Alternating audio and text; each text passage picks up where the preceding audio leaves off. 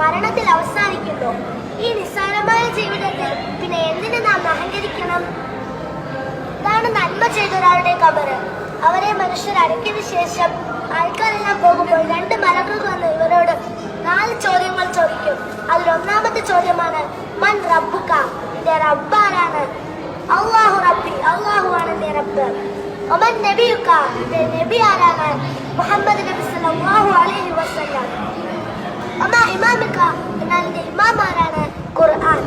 ഒമാ ദീനുക, നിന്റെ ദീൻ ഏതാണ്? ഇസ്ലാം. ഇതൊരു നല്ല മനുഷ്യനാണ് ആ ഖബറിൽ കിടക്കുന്നെങ്കിൽ അവർക്ക് ഈ ചോദ്യത്തിനെല്ലാം ഉത്തരം പറയാൻ സാധിക്കും. അതിനാൽ അള്ളാഹു പറയുന്ന ആയത്തുകളാണ് കുല്ലു നഫ്സിൻ ദാഇഖത്തുൽ മൗത്ത് സുമ്മ ഇലൈനാ തുർജഊൻ. ഏതൊരു ദേഹവും മരണം ആസ്വദിക്കുന്നതാണ്. ഇതാണ് തിന്മ ചെയ്തവരുടെ ഖബർ. അതിൽ പാമ്പ്, തേള് ഇവയെല്ലാം ചുറ്റിയിരിക്കും. അവരോട് മലക്കുകൾ ചോദ്യം ചോദിച്ചാൽ ഹാ ഹാ എന്ന് പറയും. കാരണം ആ സമയത്തുള്ള പേടിയും വെപ്രാളവും കാരണം അവർക്ക് ഉത്തരം പറയാൻ കഴിയില്ല. ഇതെല്ലാം കഴിഞ്ഞ് ഖിയാമത്ത് നാൾ വരുമ്പോൾ ഈസാനുള്ള ത്രാസിൽ നമ്മുടെ 2 സൈഡും തക്കി പ്രാപ്തിയിരുന്ന മലക്കുകൾ ഇരുന്ന് നന്മ തിന്മകൾ എഴുതുന്നു. ആ മലക്കുകൾ നമ്മുടെ നന്മ തിന്മകൾ രേഖ